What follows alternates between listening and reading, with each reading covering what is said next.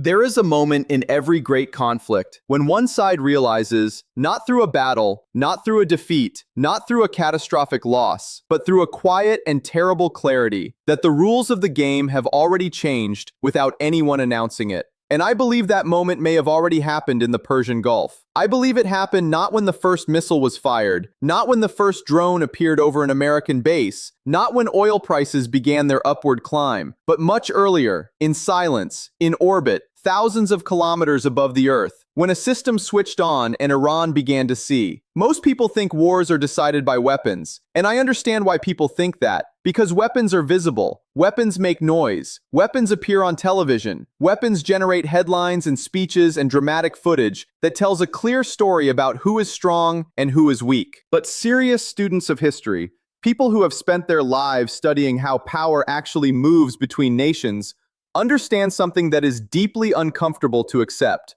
Wars are not decided by weapons. Wars are decided by information, and the side that controls information controls the outcome before the first shot is ever fired. America understood this before almost any other nation on Earth.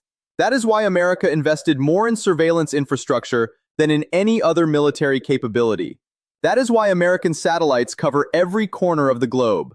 That is why American electronic intelligence networks intercept communications across entire continents. That is why American naval vessels carry sensor arrays that can detect a submarine moving silently 300 meters underwater.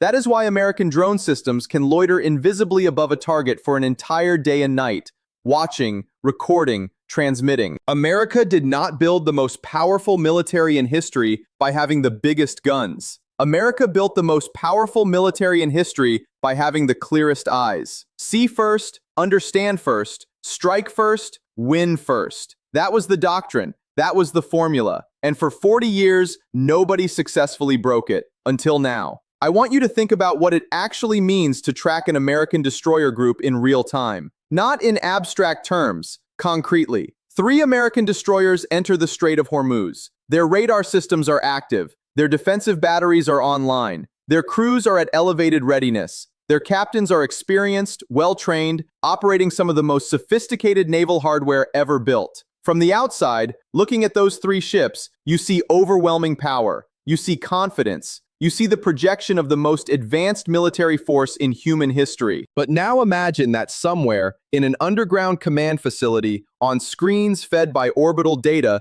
someone is watching those 3 ships with a level of detail that the captains themselves might not fully appreciate. Someone who knows not just where those ships are right now, but where they will be in 4 hours.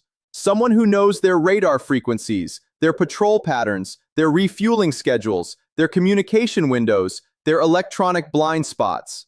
Someone who has been watching long enough to understand these ships not as military assets, but as algorithms. Predictable, trackable, manageable. When your enemy understands you as an algorithm, you have already lost the most important battle of the conflict. Because algorithms can be anticipated, algorithms can be timed against, algorithms can be exploited. And the moment you become exploitable, the moment your movements can be predicted before you make them, the entire foundation of deterrence begins to crack. Deterrence only works when your enemy does not know what you will do next. That uncertainty, that fear of the unpredictable, is what keeps adversaries cautious. It is what keeps missiles in their silos and ships away from contested waters. But remove that uncertainty, allow your enemy to see your patterns clearly, and deterrence transforms into something else entirely. It transforms into a calculation. And when your enemy can calculate you, they are no longer afraid of you. They are managing you. This is the shift that may have already occurred in the Persian Gulf. And it did not happen because of any single dramatic event. It happened because of a quiet strategic decision made in Beijing, implemented gradually over years, and delivered to Tehran at a moment of maximum strategic necessity. China did not give Iran missiles. China does not need to give Iran missiles. Iran has missiles.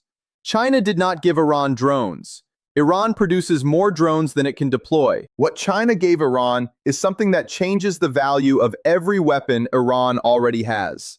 China gave Iran the ability to see clearly in a theater where clarity was previously an American monopoly. And now I want to talk about oil. Because underneath all of this strategic analysis, Underneath the satellites and the surveillance and the destroyers and the deterrence calculations, there is a simpler and more brutal reality that drives every decision being made right now by every government involved in this conflict.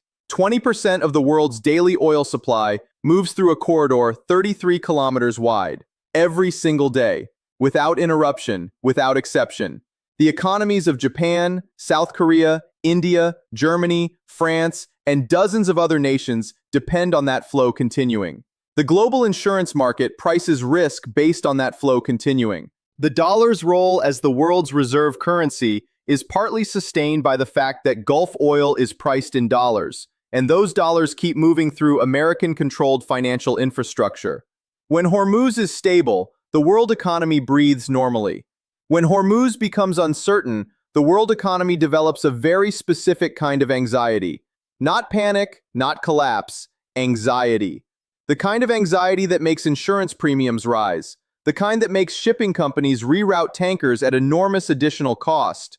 The kind that makes oil traders price in risk premiums that push energy prices higher across every market on Earth.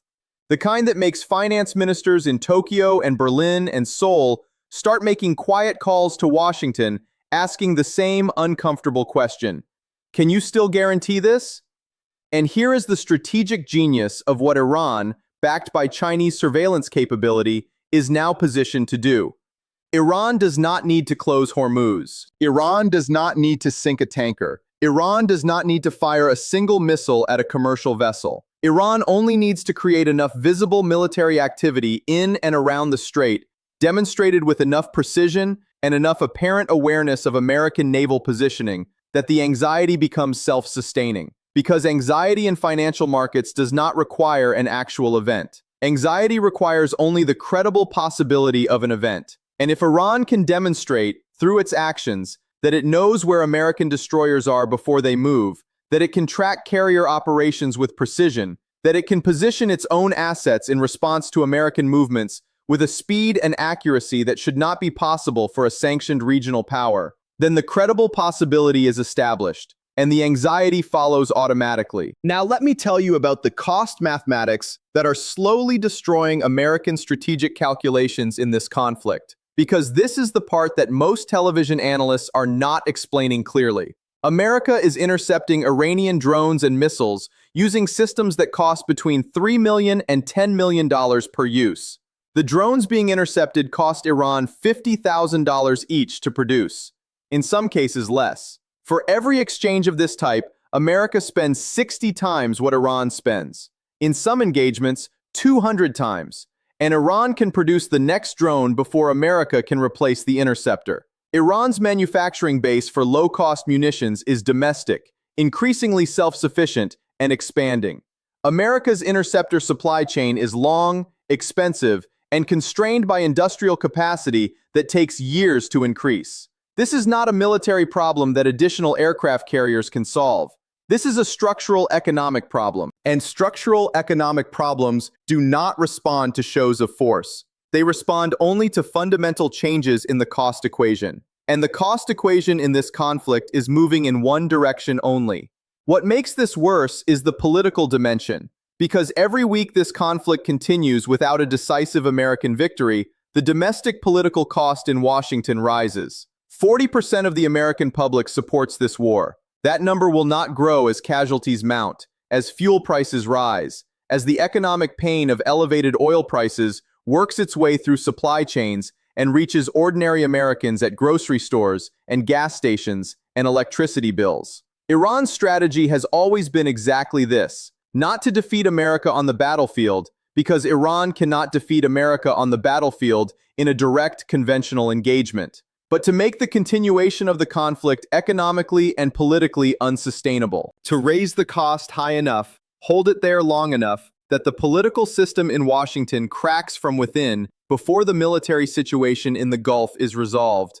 And now, with a surveillance capability that allows Iran to manage American naval assets as predictable variables rather than unpredictable threats, that strategy has acquired a precision it never previously had.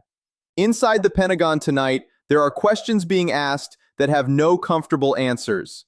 How does Iran reposition missile systems between American satellite passes with such consistent accuracy? How do Iranian naval assets appear in locations that American planning assessments did not predict?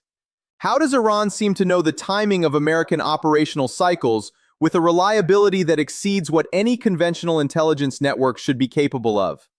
These questions do not have easy answers, and the absence of easy answers in a military planning environment is profoundly destabilizing. Because military planning depends on the ability to model the enemy's behavior, to predict responses, to set conditions for operations based on a clear picture of what the adversary can and cannot do.